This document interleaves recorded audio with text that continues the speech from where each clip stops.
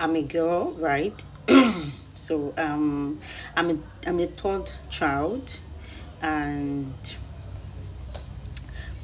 my first child, my mom's first child, is a girl. The second child, a girl, and I came the third child, a girl as well.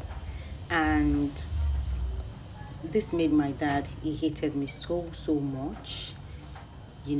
I grew up, my childhood was tension, was fear, was hatred, because my dad actually despised me a lot. So I grew up not knowing what love is, because I wasn't raised amidst love, right? All my childhood, my teenage years were full of tension. So most days, sometimes I always want to run away from my father's house. Like, I'll pack my bags, pack everything. Like today, I just want to run away. But when I think of, when I run out, when I think of grape, that maybe I might get raped, and at the end of the day, I'll still have to come back to this same house. Not just me alone now, with a child. I'm still facing this, and it feels like hell. Do I want to drag another innocent child into this? Then, after crying, like wailing, I'll just clean my eyes, and then, So, anytime I had the opportunity to leave home, I don't always want to come back. When I went for my NYSC, for my service, for that full 1 year, I never came. I did not come home because I didn't even want to come. After my NYC, I wanted to settle down because I served in the north. I wanted to settle down in the north because I didn't ever want to come home at all. I'd already planned myself, planned where I was going to live. I was already, outsourcing for jobs and all of that, because I was really happy that, this is an opportunity for me to be out of that hell of a place. And do you know why I'm sharing this story? Is because this took me years. I've been wanting to share this story for years, but I've always been scared of social media now, especially TikTok. People, you say one thing and then people will take it the other way around.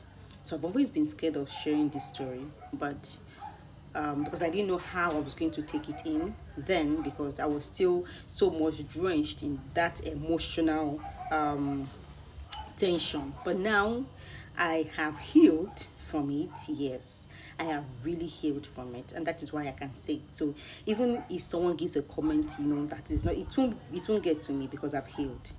And why am I saying this? Is to be, I know this thing still happens today in this century, like when men are still gender biased. I heard of a story. A woman gave birth. Her first child was a female, the second child female, the third child female. Then she got pregnant for the third child, trusting in God for a miracle of a boy. And then scan revealed that she was carrying triplets, and they all were girls. You know what the man did? This man abandoned this woman and ran away and left her to cater and take care of those 6 girls, all because they are all girls. It still happens till today, where man, you say, I want a boy, I want a this. Did you know that you are the determinant of it? If you really want a boy child, you are the one to pray to God, because you are the determinant. A man carries XY chromosome. X is for the girl, Y is for the boy, while a female carries XX chromosome. So is when you give your wife that Y chromosome, that is when she's going to conceive of a boy child. But if you keep on giving her X chromosome, she'll continue to conceive of a female child. And even though both female, both male, to me, I feel, just go and tell it to someone that has been looking for a child for years, and go and be talking to her about gender, or talking to him about gender. They're the ones that didn't even sweat before they got pregnant. They didn't sweat before they conceived. So they don't really know the miracle. They see it as being something normal, something usual. Let me tell you something. For the fact that you got married or you can impregnate a girl is a miracle if you don't know, because we have thousands of people, even people that their sperm is 100% active. I worked in the lab, okay, for quite some time. Their 100% sperm is 100% active. Still, they couldn't, impregnate a woman. They were placed on medications upon medications, still they couldn't impregnate a woman. So, but because you got it, at leisure, so you feel is just one of those things. That is why a lot of you men still do that. So this is just to, in case this video gets to you, I want you to share this video and repost so that it can get to this particular gender that I'm trying to talk to.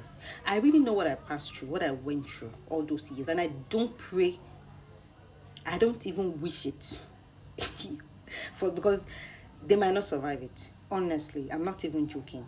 What I survived, they might not survive it. Do you know what it means for your own biological father to disown you multiple times? Do you know how it feels like? I mean, I was called a sadist because I didn't even know how to relate with people.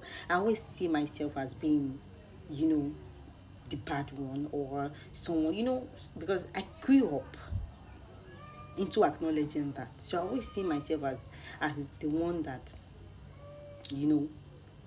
someone that we don't want. You understand? So that devalued me for a lot, for years. And when I could not relate with anybody, I always want to make friends, right? I always love when people are friends. Like, this is my friend, they are laughing, they are this. But I always look at myself and be like, I'm not worth it. That was then. Like, I wasn't worth it. So people, but inside of me, I'm this very joyful, loyal, sweet, fun, loving girl.